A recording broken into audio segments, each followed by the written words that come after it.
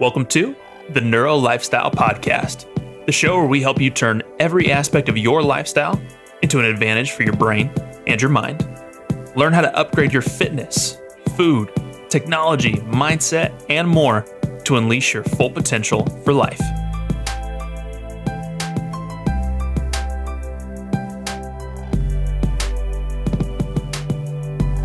Hello, everyone, and welcome back to another episode of the Neuro Lifestyle Podcast. I'm your host, Dr. Brady Salcido. Welcome back.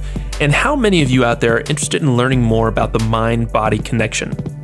It's amazing to me how much influence our minds have over our bodies and also our health. And I'm sure many of you can relate, and maybe you've experienced the power our mind has over our bodies, whether it's something little like an ache or pain, or maybe it's something bigger like a bigger health challenge. And if you do have a cool story, I'd love to hear your story about how you were able to overcome that with your mind. But it still fascinates me and it inspires me every time I hear stories like this one from our guest, Brandy Gillmore. She's absolutely a living example of how powerful this mind-body connection really is. She's got an incredible story that she'll share at the beginning of this episode, and we'll dig more into that. But I got a chance to work with Brandy in person one-on-one in our practice, and we use surface electromyography as a neurological assessment tool for our patients. And I got to watch Brandy work on one of her clients using the information and tools that she mentions in this episode. And what we did is we took pre and post scans on her clients, and it was incredible to see the changes and the results that took place just in a very short amount of time. And I'll throw those scans in the show notes so you guys can check those out with a little bit of an explanation on what those are and what those look like. But me and Brandy ended up chatting for a while after this, just about how powerful the mind is and how much influence it has over our body. And what we did is we basically had to hit the pause button because we were just getting carried away, and we just said, you know what, let's just save this for the podcast because it's such a good conversation. So without further ado, let's just jump right back into it. Here is Brandy Gillmore.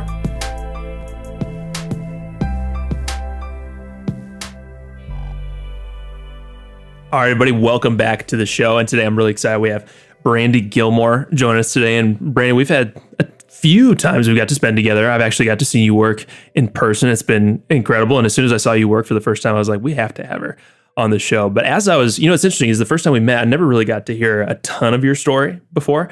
So what was really interesting is as I was kind of prepping for the interview, kind of figuring out some questions to ask and getting to learn a little bit more about you, I found out you just have a really incredible story to share that I think really a lot of people are going to resonate with. So why don't you start off by just telling people a little bit who you are, and let's start talking about your story a little bit.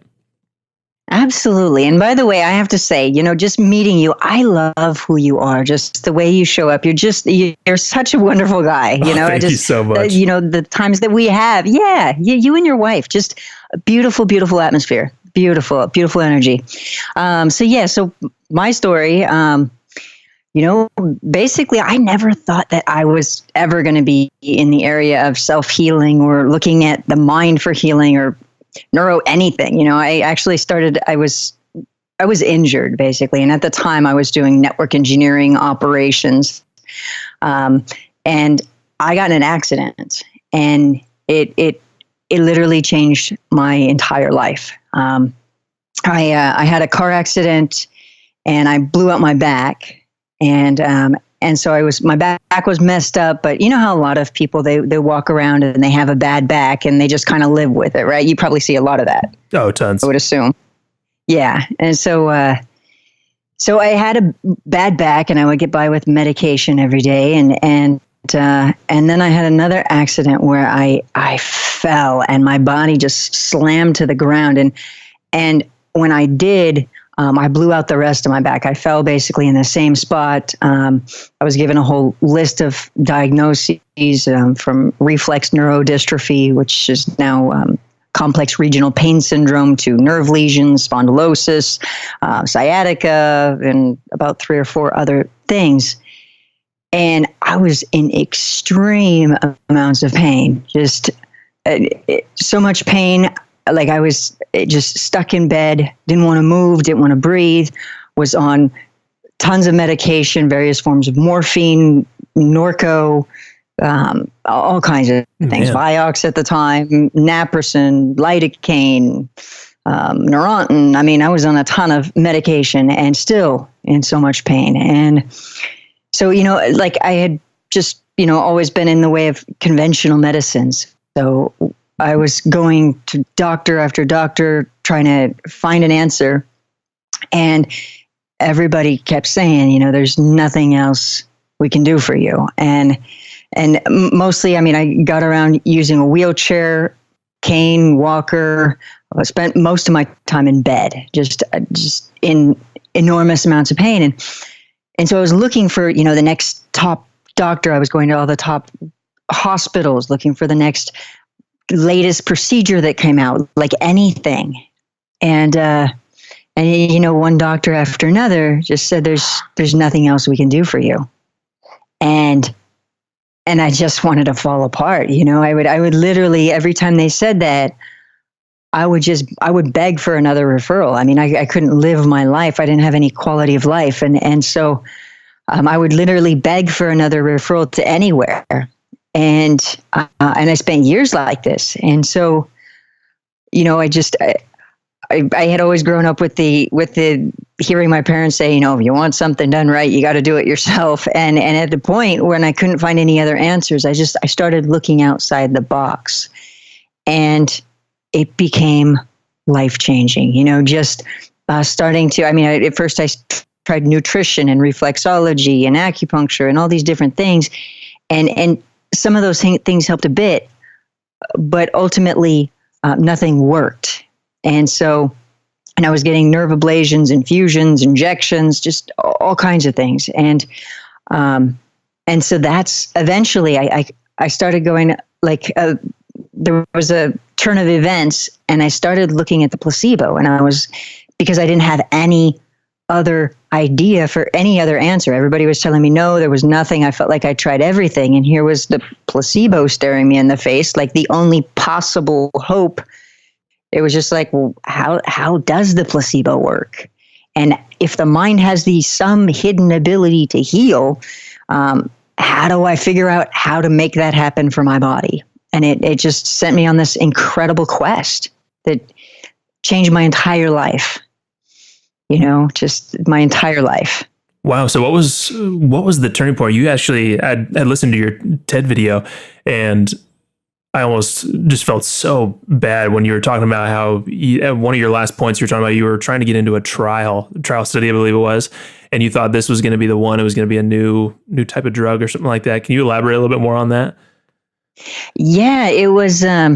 So, at the point where I was looking outside the box, and I was looking like in Israel, do they have some type of procedure? Because they were coming out with different things. I was looking everywhere because, when you're in that mindset, you think, okay, my only hope is that I find some doctor or there's some new cutting edge procedure that comes out. And so that was my only hope. That was my big hope. And so finally, one of the top hospitals that I've been going to was also a research hospital. And they said that I could be part of this trial experiment. And I was so excited. I thought I literally was like, my dreams, my prayers, everything's been answered. I'm going to get my life back. And I was stoked. And so they wheeled me into the hospital, and I got there, and they wheeled me into the back room, and I had filled out all my paperwork ahead of time. I was like, I felt like I was going to go I was picking up my life back. I was getting a future.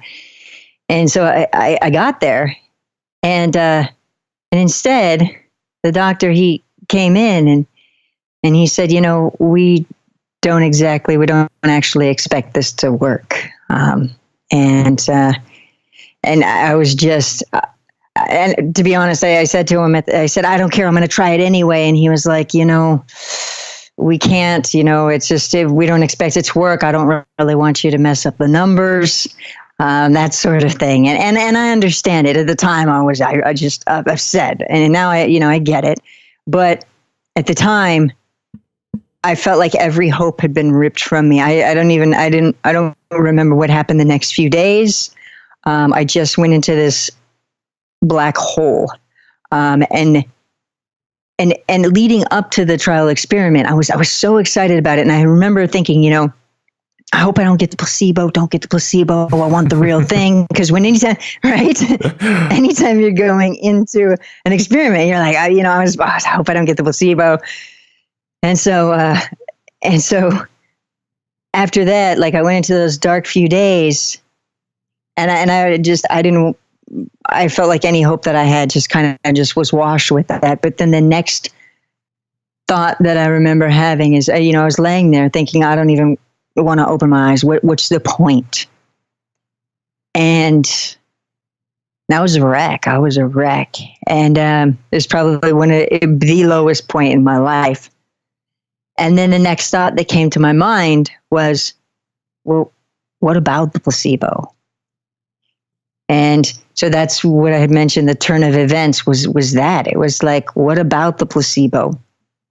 And so at first, the next thoughts that were going through my head were all silly. I was like, okay, my primary care physician, I loved him. And I was thinking, okay, can I talk him into giving me the placebo? Can I give myself a placebo? All silly thoughts. I mean, obviously, if I knew about it, it wouldn't be exactly a placebo. But, but at least I was starting to get resourceful. Think outside. Okay, what can I? It was a good step for my mind to start. Okay, let me just think of something. And so then I just got this. I had done network engineering and operations before, and really what I did was troubleshoot networks all day, troubleshoot where the problem was and how to fix it. And so I was like, all right, let me dive in to troubleshoot this. If the mind somehow has this ability, I've got to figure it out. And it drove me. And so I have to say, our minds are incredible, absolutely incredible. As you know, obviously, no lifestyle. Yeah, absolutely. So I'm curious, what was the very first step you took? You're looking into the placebo, you're trying to figure out this essentially the mind body connection. What were some of the first things that you kind of looked into to dig into that? So, I started looking at the placebo, and I'm going, okay, placebo, nocebo, okay. It gave me the awareness, okay, we do have the ability, the mind does have the ability to heal. So what was good about that was that I could see that there was an ability there. And so it kept me going. Then I started looking at things that didn't make sense, things that are over, like not necessarily, I would say probably under research maybe, but stuff like I started coming across like people with multiple personality disorder could have different ailments or different pain or different allergies when they're in different personalities. Oh, interesting. Wait a second. Yes. So now they call it dissociative identity disorder, DID. But when you start, so I started finding stuff like that, and I'm going, okay, well, wait a second. Okay, they weren't given a placebo, and they still had the difference. So what's there? And so then I started looking at, okay, amputees. More than 80% of amputees can still experience pain. And I'm like, okay. And I remember, I had a bit of a sarcastic mind also at the time. I'm like, great, so I could amputate my whole body and still I could end up in pain. And there's no getting out. Right. It was a funny thought I remember running through my head, but I thought, okay, like if they still can experience pain, then it just drove me more and more to start looking at the mind. And so the anomaly is, I think a lot of people, they'll take information that doesn't make sense and they avoid it. And me in troubleshooting, from my previous working in network engineering operations, from looking at that, it was like the anomaly was where I would find the answer. And so it just became about looking at what didn't make sense and putting that together. And so that's where it went through, spontaneous remission and looking at the studies and going, okay, there's all these spontaneous remission and MPD or DID rather, and really started to look at the data and look at the awareness of what was going on. And then what I did, because it all became really, you start looking at all these things and you look at all the anomalies and what doesn't make sense. And then you go, okay, now where do I start that I can actually start making sense of things?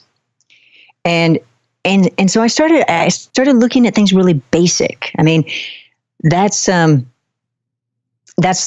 the way I like to break everything down to its simplest form and then build up from there, because then I can, if I start at the complex, it makes everything confused. You start off confused. And I don't like to start with a mindset of being confused, because then you're in a stuck spot already. So you start in the stuck spot. And so instead I started with basic things that made sense. And I started just looking at, okay, well, we know that emotions have the ability to affect the body. I mean, somebody's embarrassed, their face can turn red, or anxiety attack, or, we've all heard before, if somebody gets really stressed out, it can increase their blood pressure, or sexual thoughts create a physical sexual response. Okay, so you start to look and you go, wait a second, if we can have emotions affect the body, why can some emotions affect the body and others just go where? And so I started really just digging in from the simplest point and then going, okay, if emotions can affect the body, we know that, then what else? And then you hear things like, stress affects the body. And you go, okay, well, what is stress? Well, stress is just negative emotions. And so you start to go, okay, well, and so it just became like this unfoldment of looking at things from a really simple level, and then starting to unpack it further. When we start to look at emotions, and you go, okay, emotions can affect the body. We can see that.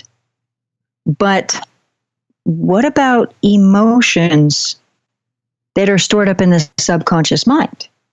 Because, the reason we can think back and remember how we felt 10 years ago, or remember how we felt as a kid, or you can hear a song and all of a sudden you remember what you were doing and where you were going, or you feel those feelings come back. It's obviously not because the song is creating them, it's because it's triggering that old stored up emotion. And then so that's where it led, is I started looking at the emotions that are trapped in the subconscious mind and looking at how they affect the body. And it just became an unfoldment. And so as I continue to look at emotions that affect the body, I guess this is the way that I kind of started looking at it, was that, okay, let's say that you've heard obviously before that, that if somebody has a brain injury, it can paralyze them, right? Or a stroke. Mm-hmm. Yeah. Right? Okay. So I started looking at it like that. Like, okay, so what if there was like an emotional, energetic injury, so to speak, like old emotions that were stuck in the mind that were throwing off the energy of the body and throwing off the body's ability to heal.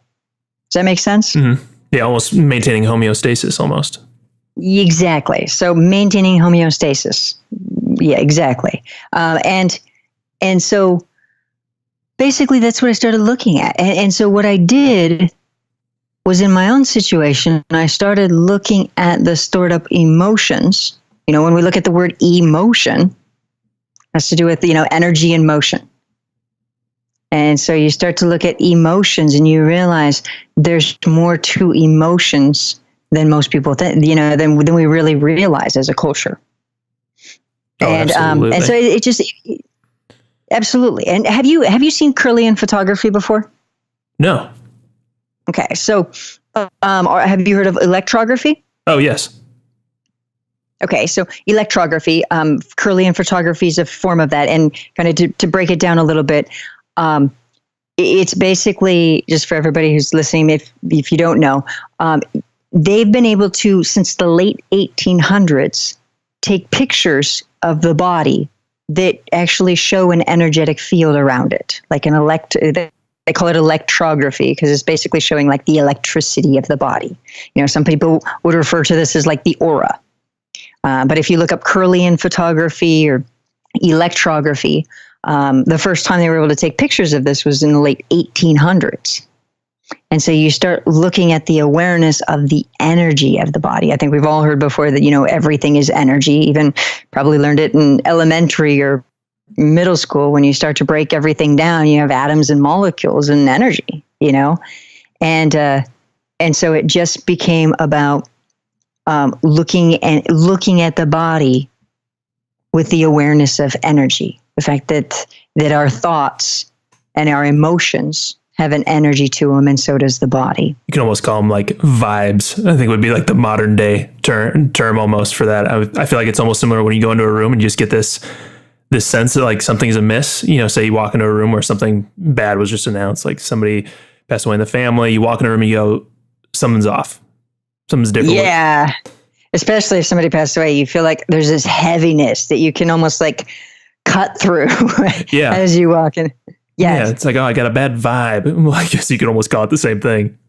Yes, but so probably so one of the things that happened in going through, when I started working with my own mind and started going through my recovery, is I actually started being able to feel what other people could feel very intensely. So have you ever heard before of a condition called mirror touch synesthesia?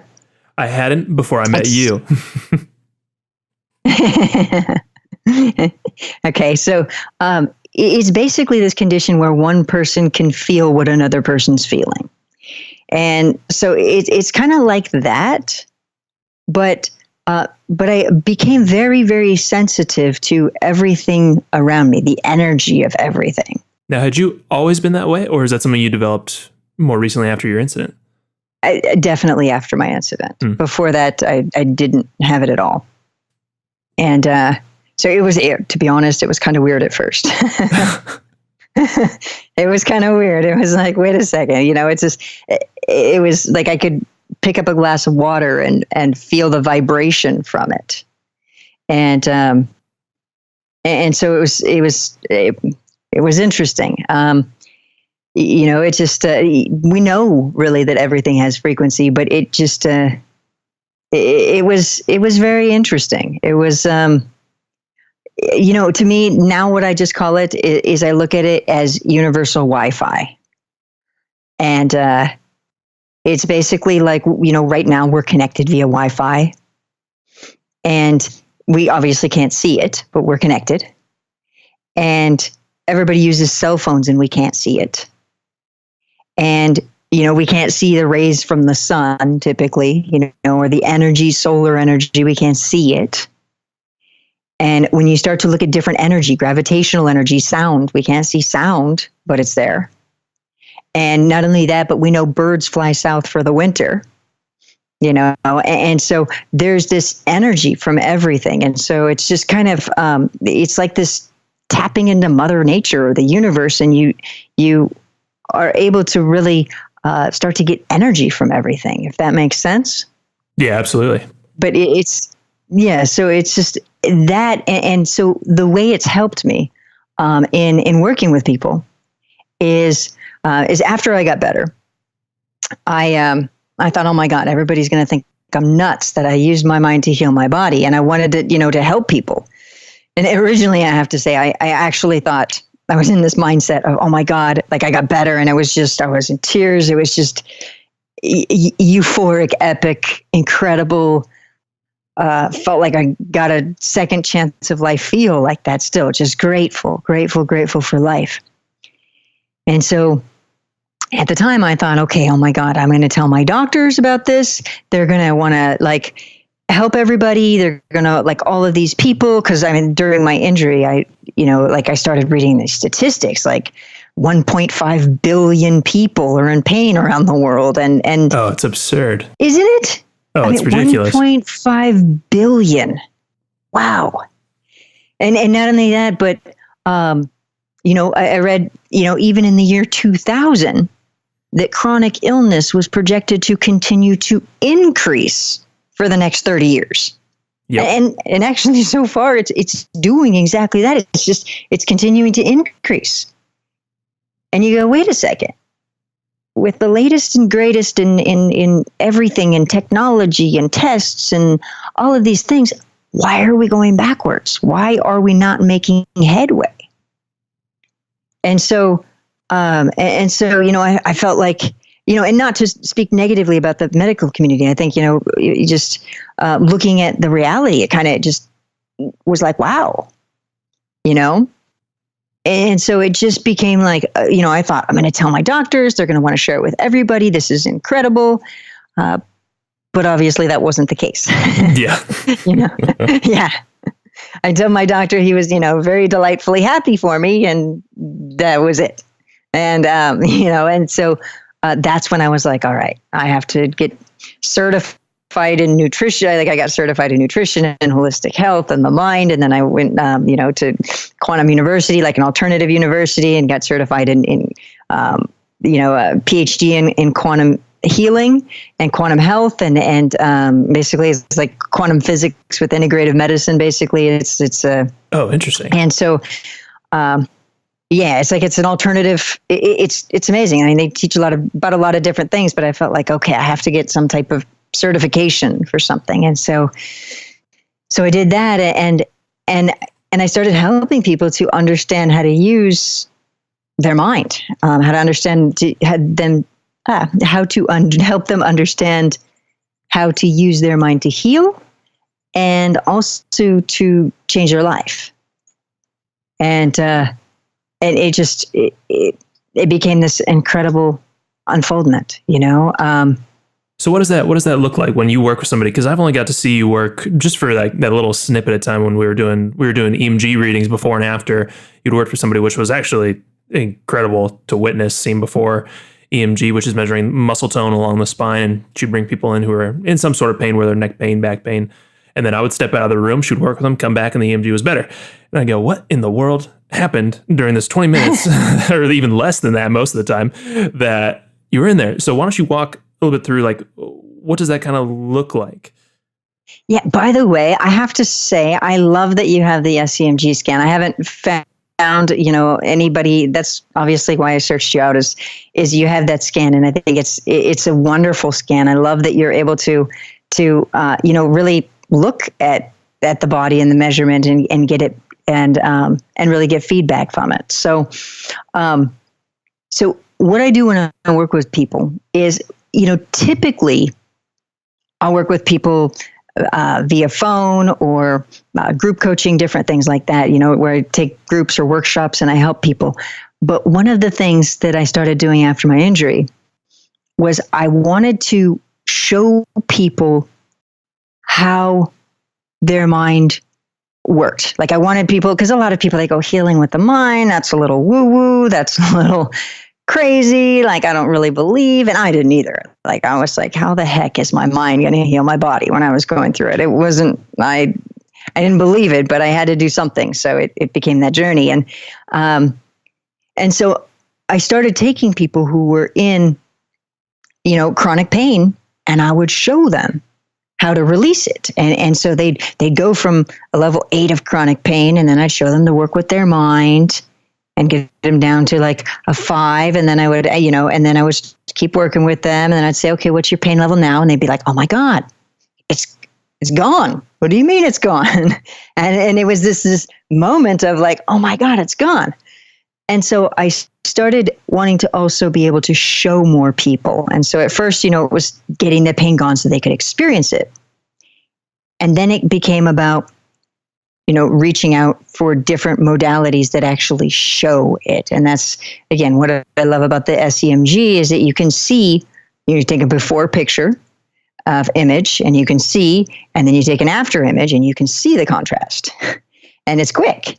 And so I love that. But during that time that I work with them, basically what I do is I look at what specific emotions are linked to the disharmony in their body. So just like we had talked about earlier, if somebody's embarrassed, their face turns red, or anxiety, they can have an anxiety attack. Now, If we looked at somebody who had anxiety and they were having an anxiety attack, if you help them release the feeling of anxiety, it helps it to go away. And, the anxiety attack stops. And so what I do is I help people to understand what specific emotions in the subconscious mind are connected to the disharmony in their energy in their body. And I help them to shift that emotion. And so first it becomes about identifying what specific one it is. So just like, if somebody has, using the same example, if somebody has anxiety and they have an anxiety attack and you decide to work with them on self-criticism, that's a different emotion. And so when I work with somebody to help them release their pain in minutes or to make any type of shift, whether it's pain or all different types of things, I see the most incredible things with all sorts of things going on in the body. I just like pain because they can experience it and actually see the results immediately. And even with other things, there's ways to see the results also, but pain is just an easy one. Yeah, and you can quantify it. It was actually really fascinating. And the first thing that came to my mind when you started doing some of this or when I actually witnessed it in the office was, I think it was a quote by Jim Quick, and he said, if you fight for your limitations, you get to keep them. And what was really interesting is when we were in our office and I came back for an after, and you had already been working with someone, and we won't go into details of what was going on, but obviously they were still holding on to some significant issue that happened in the past. And you were working with them. We took the EMG and it wasn't all that better. You and me both looked at it and we're like, there's still something going on. And I got to witness you actually work with her for an additional minute or two. And one, it was amazing as a chiropractor. I'm obviously looking at the spine, the body, and you could physically watch the posture. Everything changed as she finally kind of let that go, if you will. I don't even know if that's the right way to say it. But as she finally kind of dug deeper, and then finally we took the EMG again, and just completely clear. It was just one of the most wildest things to watch. But that's always the first thing I think about is how crazy is it, how often our body and I guess our subconscious fights to hold on to some of these limitations that are keeping us back. Absolutely. And what's funny is I love how you just said that. And the funny thing is that what I always tell people, and what it is every emotion that we're holding on to it for a reason. And so what happens is people are trying to let go of old negative emotion, and they're also the only ones that are holding on to it. So it's kind of like pushing your left hand really, really hard against your right hand and seeing which one wins. Because you're the only one that's ever holding on to it, and you're the only one that's ever wanting to get rid of it. And so what happens is part of the process is about having them want to let it go and really authentically want to let it go, and also to have them no longer want to hold on to it, if that makes sense. So it's everything that's being held on to is because of, for instance, if I ask the average person, what happened on your 5th day of 4th grade? They say, I don't know. Okay, now if something significant happened, they maybe have a memory about it. So for some reason, their brain deemed it to be important. And so part of it has to do with letting go of why the brain still wants to hold on to it, if that makes sense. Mm-hmm. And so that's what I do when I work with people is I help them to identify that specific emotion or specific emotions, and then help them to really authentically want to let it go. And then when they get to that space where they really authentically want to let it go, then it becomes easier, and that's when the shift happens. Do you find, I'm just curious, many times it takes multiple times of working through this, or do you find it's kind of once they make that shift, it's done, happens? It really all depends on the person and their living situation. So, it depends on the circumstances. So I will have people that I will work with once. And sometimes, like a lot of times when I do live events, maybe speaking somewhere, or, working with an audience, I'll take people that are volunteers from the audience, and I'll just have people volunteer who are in chronic pain, and I just show them how to get rid of it right there on the spot. And so they'll release it, and I always use it as a segue to say, what else can you do with your mind that you didn't know you can do? Because our minds are incredible. And so I'll help them to do that. Now, I would say that there's a significant problem, and I would say a lot of people, so a lot of times when I do that, a lot of people, they're done with it. It doesn't come back. There are also people that do need another reinforcement. It really, really depends. I mean, when I say it depends on the atmosphere, let's say that you take an alcoholic, and an alcoholic who's done drinking, who says, that's it, I've had it, and they decide to give it up. Now, if they spend every day in the bar and they're trying to not drink, it's going to make their success a lot different. It's going to be a lot harder to not drink, and so it really depends on the person's, their mind, and where they're at. So in other words, it's such a case-by-case basis, but I would say some people, we shift it, it's done, that's it. Other people, it's got to be more reinforced to make sure to get it into the subconscious mind to really create the change. Yeah, that makes sense. Now, are there ways because you talked about reinforcement, I'm curious, are there daily applications in which we could use that already? Absolutely. And I think, first and foremost, when we really come full circle with the mind, Einstein's famous quote, imagination is everything. It's the preview of life's coming attraction, right? You've heard that, right? Oh, yeah. Yeah. Okay. Now, how many people do you think spend taking time to imagine their future and their life and really working with their mind? Not enough. Yes. Now, we do things like we eat, we exercise, people they watch TV, and it's like, oh yeah, our imagination helps create our life. Yeah, I don't really have time for that. And so what the average person is doing is they spend a lot of time in worry. And they're worrying about things, they're stressing about things, which is essentially imagining the worst and then doing everything that they can to fight up against it. So they're picturing the worst, and then they're trying to not have that happen. And so, that's basically what worrying is. And so one thing is really starting to look at it and go, why am I not using this in my life?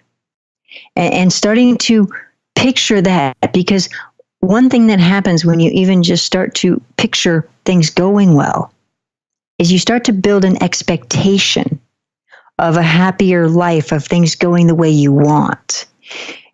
And the more you start to create a more positive expectation of things being better, the easier it is to be happy. If someone expects things to not go great and expects the worst, it's hard to just be happy-go-lucky. But if they expect things to go well, it's a lot easier to just feel more happy. And so it really comes down to, looking at emotions and starting to think of everything as starting to look in the way of energy, and starting to really look at emotions and going, okay, how do I start bringing in more positive emotions and less negative emotions? And so really starting to authentically create that shift. It sounds a lot like when you talk about neurology, you hear a lot, the brain wires the way it fires. And that positive reinforcement, especially things like gratitude seems like an easy way to implement that and start off that wiring every single morning. That's, I think, why things like meditation and positive reinforcement during meditation and things like that can be so beneficial. But it's interesting to hear how the subconscious can play into that, because oftentimes, we don't know what's going on in our subconscious. We don't realize there's things, even such things as, I'm sure you probably worked with, forgiveness even seems to be a big topic of conversation that happens with a lot of people that can really hinder forward progression and some of those things that you've been talking about, it seems like. Forgiveness, absolutely. Meditation, awesome. And really starting, it's so much easier to be happy when you have a positive expectation. And really also when we start to look at getting things into the subconscious mind, because as you know, the subconscious mind, I think numbers are about between 90 to 95% of our brains is supposed to be, controlled by our subconscious mind. And you start to look at it and you go, God, that's a lot that's not in our awareness. Yeah. And so you start to go, okay, well, let me start to shift it. Let me start to bring more positive into the subconscious mind. And so it does. It takes follow through and not only that, but really bringing in more positive feelings. So to be honest, I have kind of a mixed feeling about meditation, because some people will do meditation and it's adding in this feeling of like, it's not really an intense positive feeling. It's more bringing them to a neutral. They work on being in a neutral. And really putting in the positive emotion also is really key. Is adding in happiness, adding in that positive emotion, really feeling it.